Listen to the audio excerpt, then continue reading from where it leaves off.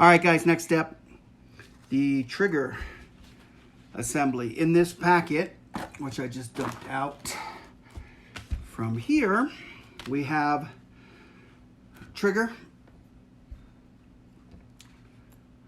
trigger spring,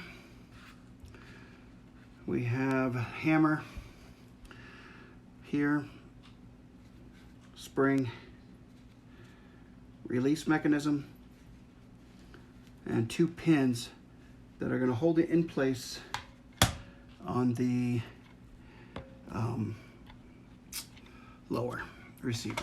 Okay, first you want to do, get this spring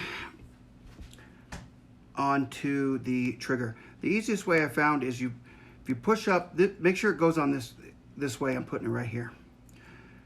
Hold up on this and then just spread these two apart and it should just pop into place. Just like that. That's exactly where you want it. So if it looks like that, you're good. Okay. The next one is the hammer. This spring goes, let me get in frame here. This goes just like that.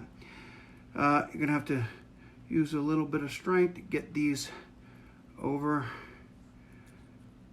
on top of this. Haven't found an easy way to do this yet. I'm pretty sure it goes like that.